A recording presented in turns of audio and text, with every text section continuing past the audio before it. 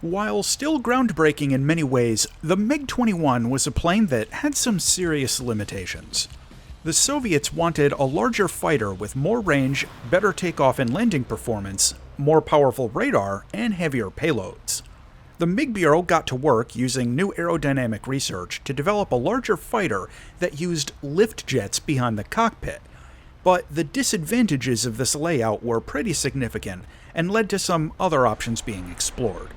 The new fuselage design was paired with a set of high-mounted variable geometry wings, and early wind tunnel testing suggested this would allow the plane to achieve high-speed flight while still retaining good runway performance. The new swing-wing MiG-23 first flew in 1967 and validated earlier predictions. The jet was fast and met almost all of the initial design goals, even though the new radar set wasn't quite ready. The one area the plane was notably deficient in was agility for close-in dogfighting. The combat doctrine around early models of the MiG-23 shifted to focus on using them as high-speed interceptors, which worked around the shortcoming a bit, but it wasn't until many years later that upgraded versions of the plane would gain dogfighting performance competitive with other fighters. In its role as an interceptor, however, the early model MiG-23s performed very well. The acceleration up past Mach 1.5 was among the best in the world at the time, especially at lower altitudes, and it was quite well suited to using hit-and-run attacks. The MiG-23M version introduced a large list of fixes, upgrades, and even changes to the wing design, giving it significantly expanded capabilities over the original version of the jet. The M is generally considered the last and best of the first generation of MiG-23s. Now, in terms of its actual combat service, there are unsurprisingly a lot of contradicting claims and counterclaims depending on what sources you're looking at. My own personal assessment would be a win rate a little under 1-to-1 in air combat, based on Western, Eastern, and neutral sources, and not including ground attack versions of the plane. What we're looking at in War Thunder is the MiG-23M. This is a jet fighter in rank 7 of the Soviet tech tree at battle rating 11.0. On a channel note, this was actually the very first aircraft I ever did a full review on back when it first came out, but we're taking a fresh look in my modern review format. The MiG-23 gets a rudimentary ballistics computer with a CCIP for its cannons and rocket pods, along with the SPO-10 radar warning receiver. This is a very basic RWR unit, with sensor-based tracking in the H through J bands and no advanced features. The radar set is the Sapphire 23D, a J-band set with basic lookup search and an MTI look-down mode. As of making this review, the radar automatically switches into the moving target indication, and the mode cannot be controlled manually, which kinda sucks. It also only supports basic BVR targeting with no ACM modes. It does, however, get an IRST unit mounted up under the nose. For loadouts, the MiG-23 gets 4 weapon hardpoints and a selection of missiles, dumb bombs, and rocket pods, as well as a centerline pylon that can take a drop tank or a countermeasure dispenser. Its short-range air-to-air missiles include the R3S, R13M1, and the R60M. The R3S isn't competitive at this BR, and you'll replace it as fast as you can with the R13M1 or the R60M. The R13 is generally a more reliable weapon with longer range, but the R60M pulls harder and it has all-aspect targeting, plus you can take more of them. My preference is usually the R60s. The MiG-23 can also take a pair of medium-range missiles, the R-23T and R-23R. The 23T has all-aspect infrared homing, while the 23R is a semi-active radar missile. In a head-on engagement, these can be pretty effective at medium ranges, but in a tail chase, or against an evasive opponent, they both run out of steam pretty quick, and the effective firing range is much lower, as low as like 3 or 4 kilometers depending on speed and altitude. You can also take an anti-tank missile, the KH-23M. This is a manual command line-of-sight weapon, and while it has a powerful warhead, it's very difficult to actually get hits with this thing up at this BR.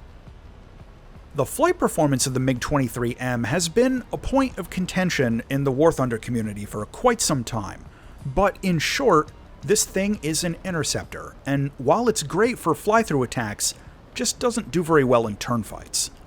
The acceleration is great, and it has a good rate of climb, but in most close-up dogfights, it's just not going to be very competitive. The main issues are that the rate of roll isn't very good at most speeds, and its horizontal turn rate just lags behind most of the planes it faces. You can unsweep the wings to boost the turn performance a little bit, but it's usually still not going to be enough. You'll have to rely more on your opponent making errors in their basic ACM if you want to win most conventional dogfights. The silver lining to all this is that the MiG-23 does have a trick up its sleeve. By using the air brakes and unsweeping the wings, you can actually dump a lot of speed very quickly, and it's sometimes enough to force an opponent to overshoot past you. It's not a super reliable tactic though, as the other guy will be able to visually see what you're doing like 2 or 3 seconds in advance, but sometimes it'll save you in a tough situation. Taking this jet out into air battles, well, it ain't what it used to be. I'm going to start off by saying you really shouldn't be using this for ground attack. Yeah, it's fast and it can get to the targets pretty quick, but after you finish grinding the upgrades, just focus on air combat. That said, this version of the MiG-23 has a few big caveats to think about. First, the supply of countermeasures is almost a joke. Only 12 charges, so you have to be incredibly careful about deploying them. Sometimes when I take this plane out, I kind of just roll the dice and go flares only, trying to rely more on speed and positioning tactics to evade radar missiles, but in a jet like this that doesn't maneuver well, it can be risky. Second, the sensors are not great. The radar warning receiver is an entry-level, low-end unit, and the radar set has some major drawbacks. The lack of ACM modes is absolutely going to be a disadvantage at this BR, as the BVR targeting can be a little clunky and unreliable with this radar set, especially since you can't change the scope scale or manually control your radar mode. Now the good news is that since it's a J-band radar, and you've got an infrared search and track unit, it's sometimes easier to get off a sneak attack against some of the opponents in this BR range, since a lot of the radar warning receivers you're going up against won't be able to detect a J-band radar signal, and the IRST wouldn't set it off anyway. In terms of the actual air-to-air engagements, again, this is an interceptor and you've kind of got to fly it like one. Try to rely more on boom and zoom fly-through attacks rather than pulling a target into a conventional dogfight. If you take a missile shot and you miss, don't hesitate to just run away and reposition for another pass, or carry on through onto another target. There are some opponents in this bracket that can catch the MiG-23, but it's still a pretty fast jet, and with a little practice, using evasion tactics can be a reliable way to fly this thing. Now, since this technically has a guided anti-tank missile, you might be tempted to try using it for close air support, but don't. The KH-23M is incredibly difficult to use at top tier, and this jet doesn't survive well against player SPAA. If you fly this out over a ground battle, just focus on providing air cover out around the edges of the battlefield. Visually, the MiG-23's always been a pretty badass looking jet. The hard angles and the large missiles just look mean. Plus, you get some great paint jobs for it. The 3D model is very well done, and I just love having this thing up on the screen. Landing is fairly simple thanks to the swing wings. With the wings forward, you can drop landing flaps at about 450 kilometers an hour, and the landing gear can go down up to about 600.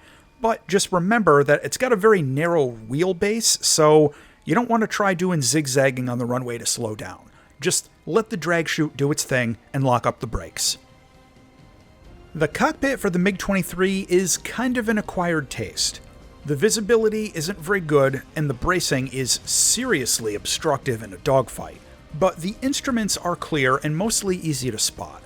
It also, obviously, uses the Soviet-style HUD with the radar scope projected up on the heads-up display, which might take some getting used to.